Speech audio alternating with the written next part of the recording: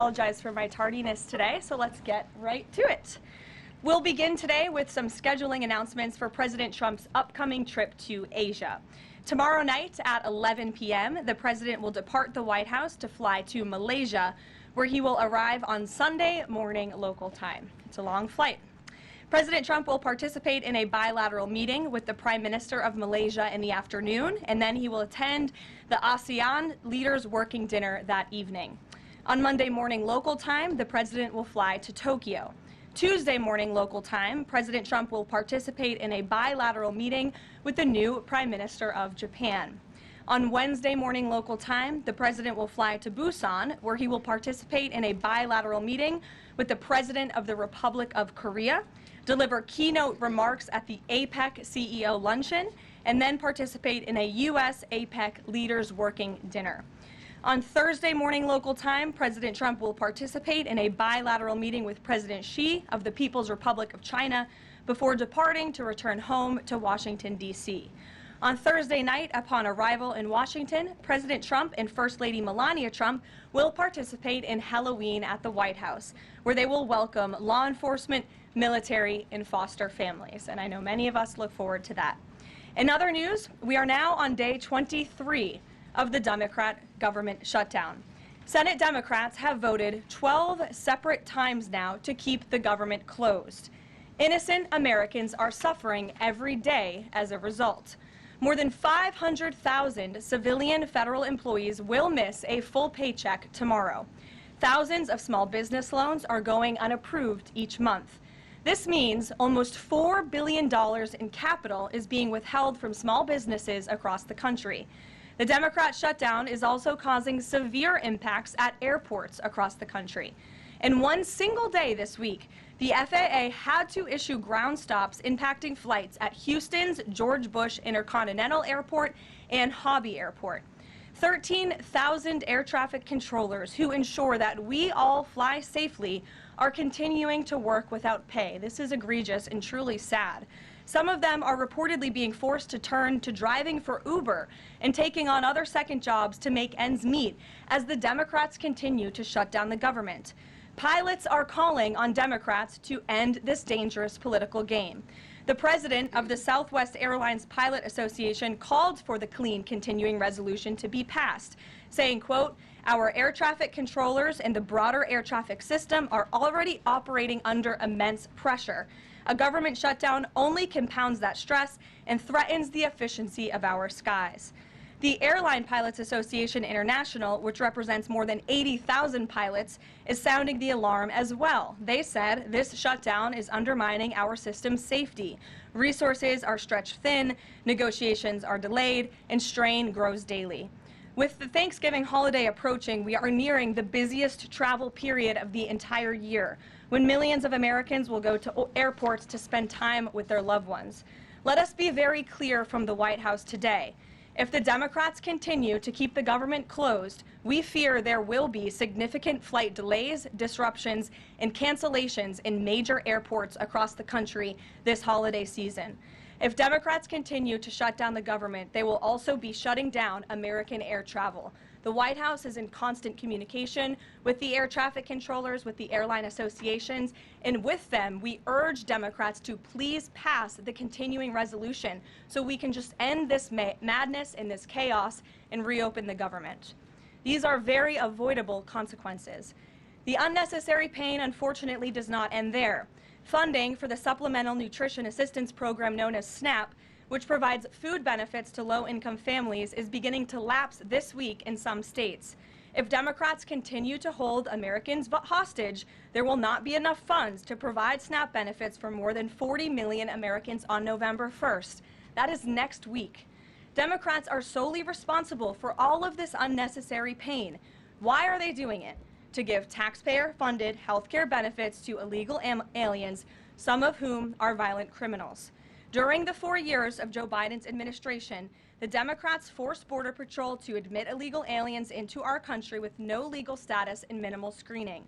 A significant number of these individuals are the worst of the worst criminals: rapists, pedophiles, murderers, and even members of the terrorist watch list. Despite having no legal status, paroled aliens were able to file for work authorization, receive Social Security numbers, and access other benefits like Medicaid that are meant for Americans. Since I have found many in this room to repeatedly deny the reality that Democrats gave Medicaid benefits to illegals and they continue to seek to do just that, I've brought a few verified examples for you today. These are examples of some of the illegals who received Medicaid benefits under President Biden's leadership, and this is what Democrats are wanting to do. This is why they are continuing to keep the government closed. An illegal alien from Laos was arrested for murder, robbery, and felony possession of a firearm. An illegal alien from Guatemala who was arrested for rape and burglary. An illegal alien from El Salvador who was arrested for strangulation, DUI, and burglary. An illegal alien from Mexico who was arrested for attempted murder. The Democrats' open border policies allowed these threats into our country, and then they provided them with free health care. The president and Republicans, through the One Big Beautiful Bill, implemented a common sense reform to end this fraudulent scheme.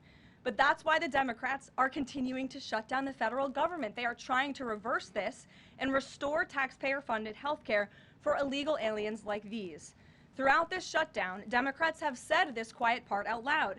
Senator Chuck Schumer, the leader of the caucus that is refusing to open the government, said, quote, "Every day gets better as the shutdown continues." Ask the air traffic controllers if every day is getting better, Senator Schumer, and they will tell you absolutely not.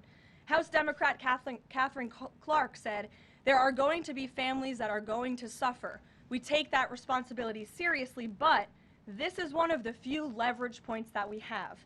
Here is a House Democrat who is admitting that they are using Americans who are suffering as political leverage.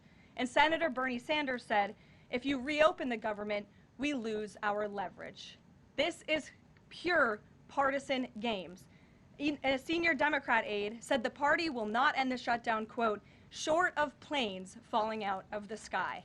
That is truly a disturbing statement.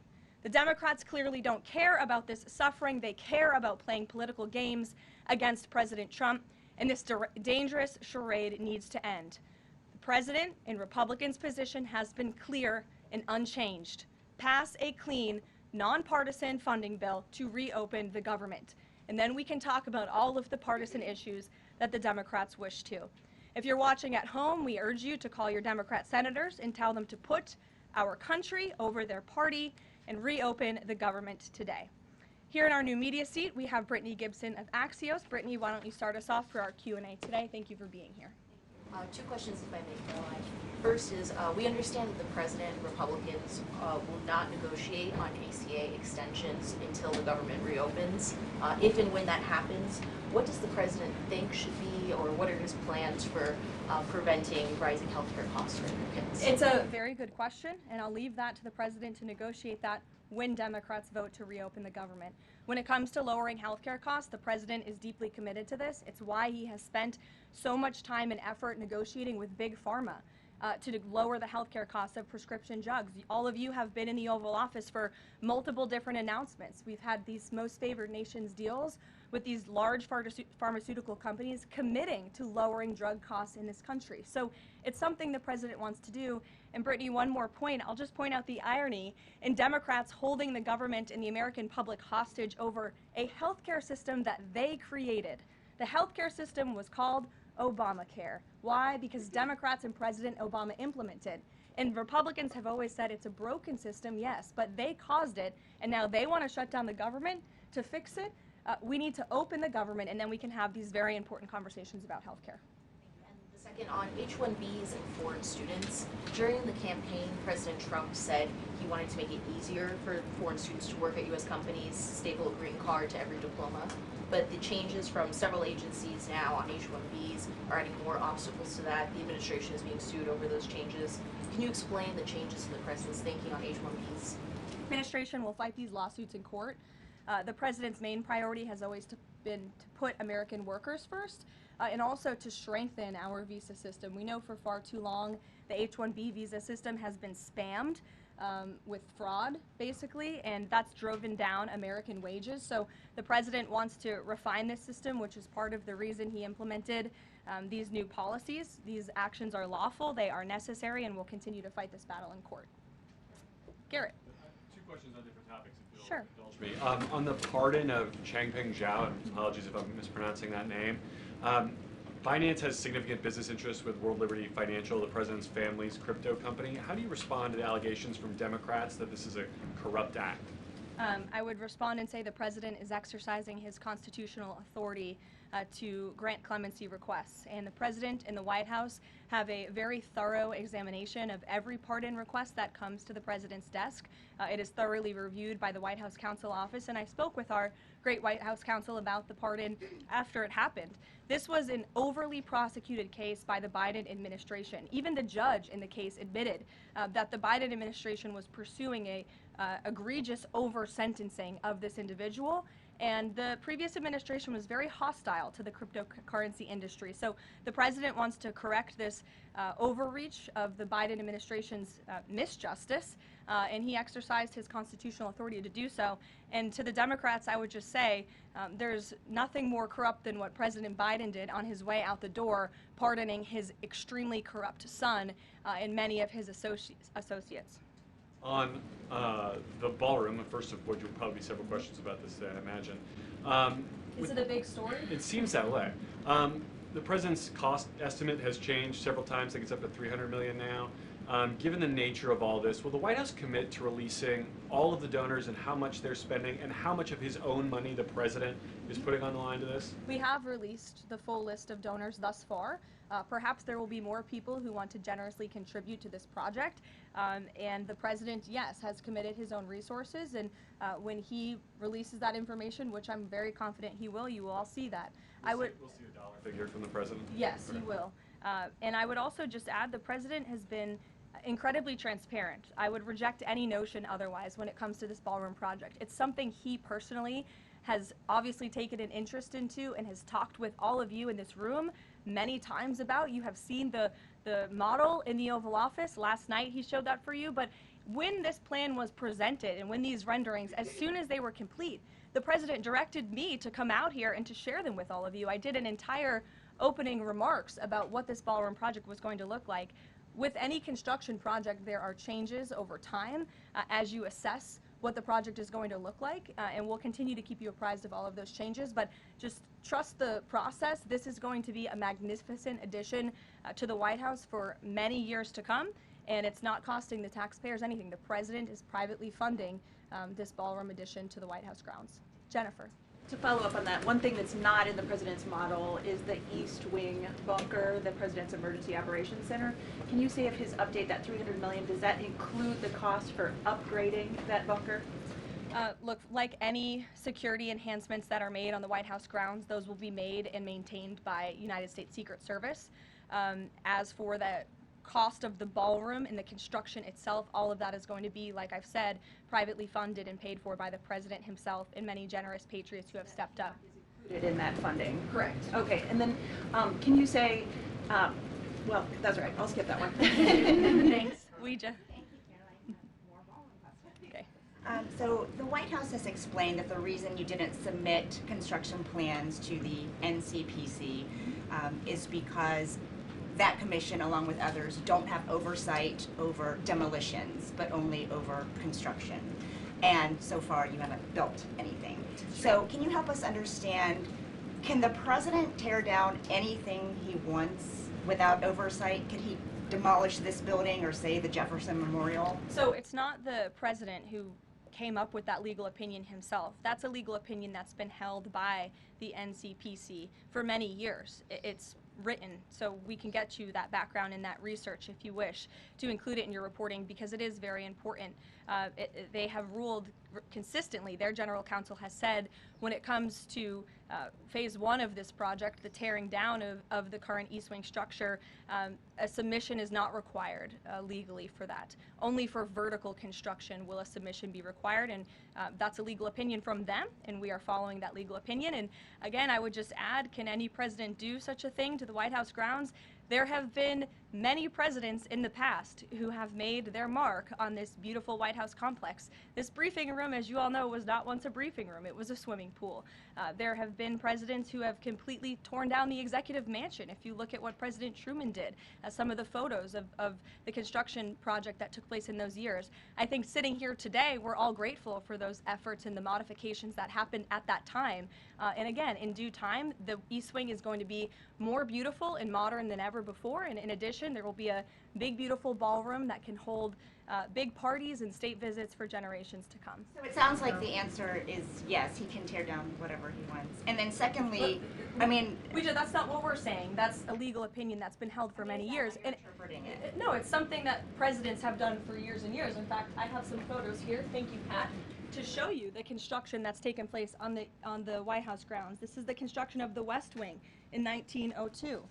Look at this, the construction of the West Terrace in 1902. These images look quite similar to what you and the American people are seeing today, the construction of the East Terrace as well. Look at the construction of the West Wing expansion in 1934. So look, this is a legal opinion that's been held for many years. Look at, this is 1950.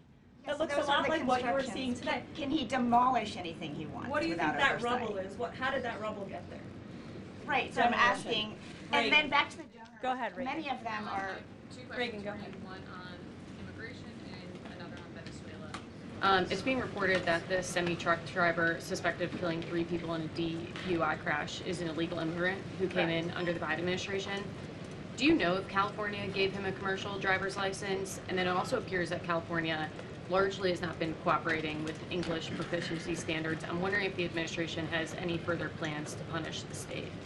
Yes, I can confirm that California gave this individual a license, and it is something that the Department of Transportation has already looked into. I know Secretary Duffy, who's doing a phenomenal job, has spoken on this many times in the crackdown that the Department of Transportation is taking on these licenses that are wrongfully being issued to people who clearly do not deserve to uphold these positions. As for this case in California, on October 22nd, ICE lodged an immigration detainer for this individual following his arrest by local authorities in California on charges, as you know, of manslaughter while intoxicated and driving under the influence. He killed 3 people, and he first entered the United States in 2022 through the southern border, and he was released into our country by the previous administration. So now ICE has lodged a separate detainer for this individual, and these tragedies are following a disturbing pattern of these criminal illegal aliens being issued commercial vehicle licenses. And so yes, the Department of Transportation is absolutely cracking down on that. I defer you to them for any specifics. Venezuela, President Trump has said Maduro doesn't want to mess with the United States, and this administration is continuing to position more military assets towards Venezuela. I'm wondering if the end goal of this narco-terrorist war is to implement a regime change in Venezuela. The president has spoken on that, Reagan, and I certainly won't get ahead of him. What we've made very clear is that this administration is not going to tolerate international narco-terrorist organizations from trafficking drugs into the United States. And these cartels over time have grown more armed, well-organized, and violent. They have financial means, sophistication, and capabilities needed to operate in the way this administration has. And they have illegally caused the deaths of tens of thousands of American citizens each year. So that's where we are right now with respect to Venezuela, but also any country that is sending purposefully illegal narco-terrorists to the United States of America to bring illegal drugs. Why don't we go in the back? The U.S. and Colombia relationship right now is at one of its lowest points in decades. We heard what President Gustavo Petro had to say about President Trump. We heard yesterday the response from President Trump.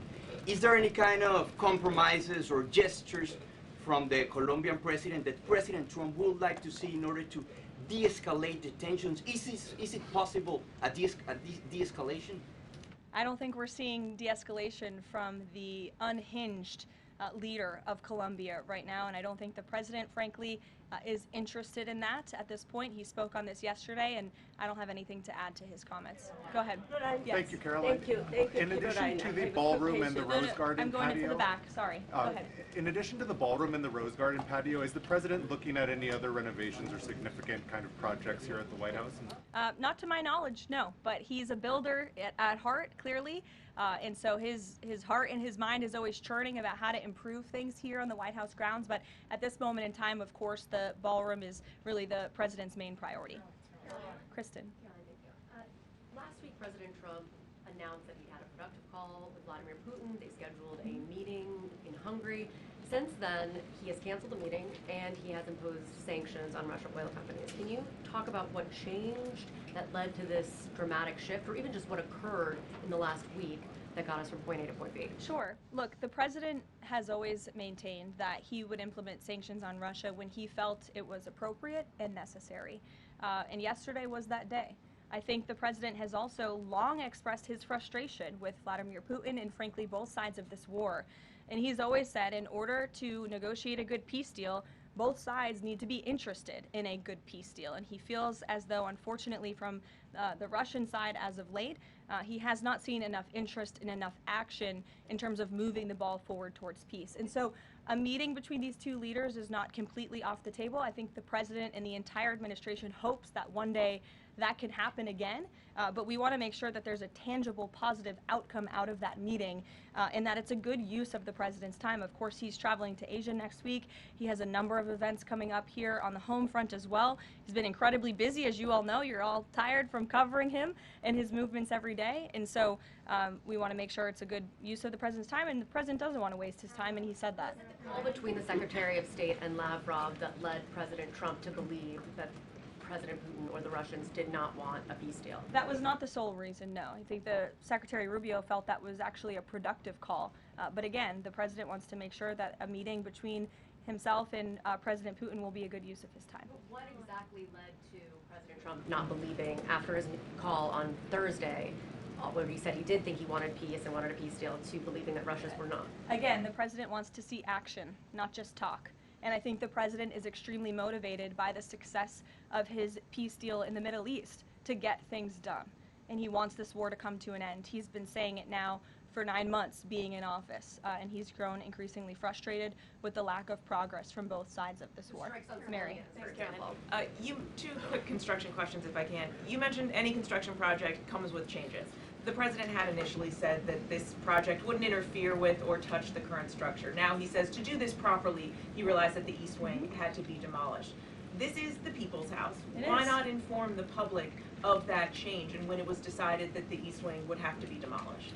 Look, again, with any construction project, changes come, and we have informed all of you. We've been keeping you apprised of this project. We've shown you the renderings, and if you look at the renderings, it's very clear the East Wing was going to be modernized. Instead, in fact, I said that in the briefing when we initially introduced this plan to all of you and to the public. But modernized and tearing down are two different things. Well, again, the plans changed when the president heard counsel from the architects and the construction companies who said that in order for this East Wing to be modern and beautiful for many, many years to come, for it to be a truly strong and stable structure, this phase one that we're now in was necessary. And the president wants to do right by the people's house. And so that's exactly what he's doing. It's going to be, again, like I said, much more stable, strong, secure, and more beautiful than ever once it's complete. And the First Lady's offices, where will those be? The First Lady's offices, the Social Secretary's office, and the East? They will be back where they were? Yes. Perfect. Thank you. Cattle ranchers who supported the president's election have raised some concerns about plans to import beef from Argentina. How will the Trump administration support those farmers? Look, the president hears those concerns. He addressed them yesterday himself. President loves our ranchers, and our ranchers love our president. And in fact, the president did a lot for them in his first term here. They are struggling because of the many horrible policies of the previous administration. The president loves our ranchers, and he also loves American consumers, and he wants to do right by both. So the immediate solution to the problem of the rising cost of beef, the president wants to bring that down as we have to increase our supply. And so that's what he's doing with respect to these imports. But the president also is looking out for our ranchers with a long-term plan that was released by the Secretary of Agriculture yesterday. It's a 3-part plan. It's very extensive and detailed. I would encourage all of you to read through it. But there's really 3 points to this plan that the president has agreed upon and has entrusted Secretary Rollins to implement. Number 1, strengthening U.S. cattle production through increased grazing access, endangered species reforms, enhanced disaster relief, increased access to capital, and reducing costs for new and young ranchers. We want to incentivize more Americans to get into this noble profession, lowering long-term costs by cutting inspection costs, increasing market options for consumers with product of USA labeling, and ensuring consumers know that they are eating American beef. It's a good incentive for the American consumer. And lastly, growing the domestic herd while boosting long-term demand to reduce prices for consumers while growing the markets for our ranchers. So President hears them. He has to address both of these problems for the ranchers but also for the American consumer. He promised to lower costs, and that's what he's committed to doing. Karoline, thank you. Two questions not on the ballroom. The first is, there's a Democrat in Texas who's actually running for Congress who said last night during an interview when talking about fighting Republicans and this administration, quote, "If you hit me in my face, I'm not going to punch you back in your face. I'm going to go across your neck."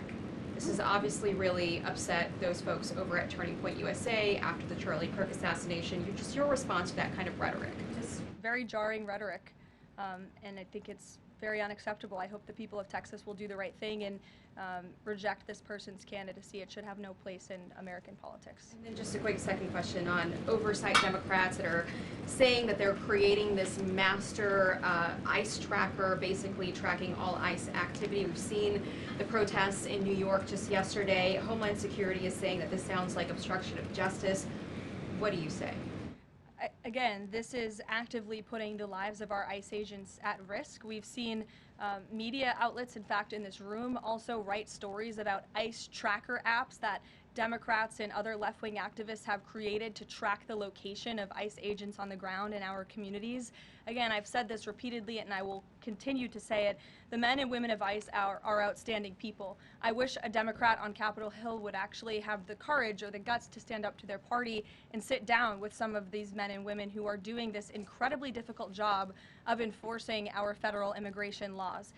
They are, again, simply trying to enforce the law and do their jobs. And if Democrats spent a little bit more time understanding that and also focusing on the people who they are trying to get out of our country every single day. As I spoke about earlier, 3 innocent people in California are dead because an illegal alien who Democrats let into this country was wrongfully issued a trucker's driving license and clearly was not fit for the job because he was driving intoxicated and killed 3 innocent people. Democrats should focus a little bit more on that. Stop trying to fight this president and this administration on every turn and restore law and order. That's all that we and these brave men and women of ICE are trying to do. Mary. Thanks, Caroline. I have 2 questions, one on San Francisco and one on the No Kings protesters. On San Francisco, the president said that he had a call with the mayor and he was planning on surging there, but now because the mayor really wants to fix it up himself, they're going to do that. Is this what Trump hopes happens in pretty much every city? The president hopes, and I've said this so many times, and I think the president's conversation with the San Francisco mayor last night and his statement today prove the president is willing to work with anyone across the aisle, across the country, to do the right thing and clean up America's cities. He is genuinely interested in this effort to make our streets safer, to make our cities safe and clean again. And he heard from the mayor last night who told him that he is going to earnestly try to make his city better on his own. The president heard him out. He said, okay, I'll give you a chance. We'll be watching, and if you need us, we are here. And if I feel as though you continue to fail your citizens, the federal government may have to step in.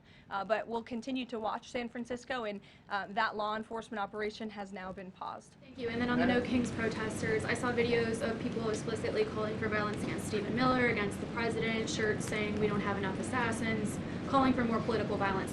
Does the president want to see arrests here, and are we going to see arrests of these types of explicit calls to violence? I would think myself, the president, and everyone here at the White House certainly hopes that anyone who is making violent and illegal threats in that way against public officials will be arrested and prosecuted. Sure. Thank you. 2 questions. Would the president support the Senate ending the legislative filibuster to end the shutdown?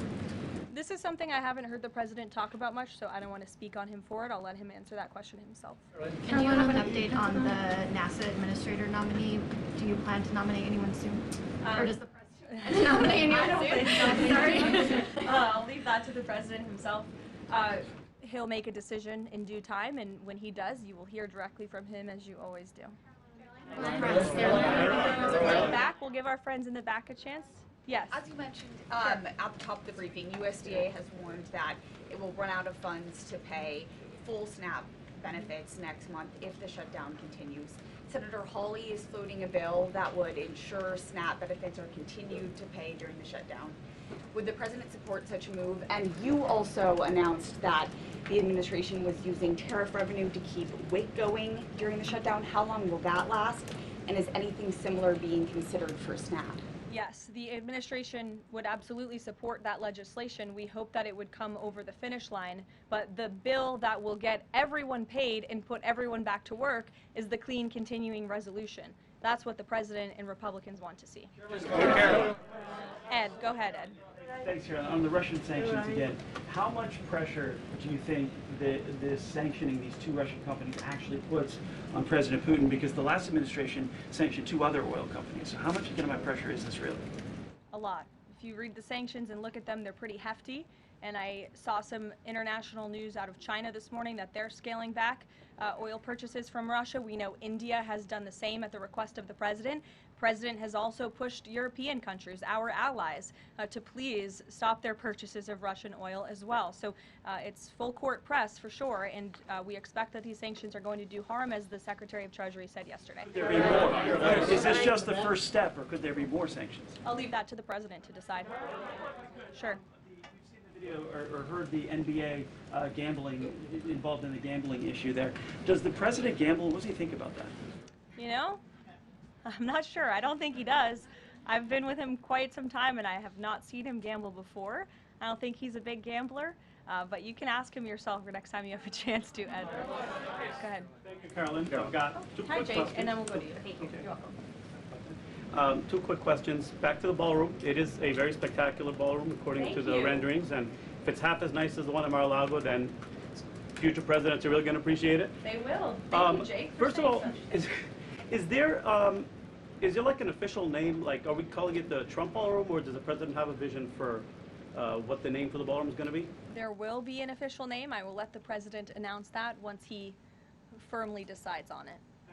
Question is, looking at these renderings, and it kind of got me thinking, he's likely going to go down as the greatest builder of this era, and you've been in on a lot of those meetings with him. Has, to your knowledge, has the subject of rebuilding the Holy Temple in Jerusalem come up? It has not. No. It has not. I don't. I'm sorry, Jake. Go ahead. Caroline, on the CC pardon, could this clear the way for finance to resume U.S. operations? I won't get ahead of that. That's something for Treasury or the Departments of Commerce to comment on, so you're welcome to ask them. And then one follow-up question. Any more details on the president's Walter Reed visit? The readout from his doctor mentioned advanced imaging. What procedure was he referring to? Advanced imaging is something that presidents receive and people receive when they go to the doctor. And so we provide a detailed readout of that physical, and I would encourage you back to that. Presidents and I don't know the exact imaging that took place, but as the physician's note said, the president is in incredibly good shape, and I think that's evidenced here every single day. Danny. Thanks, Caroline. Back to the ballroom, I'm afraid. I just wanted to ask, because in July, the White House said that it would cost $200 million. Yesterday, the president said $300 million.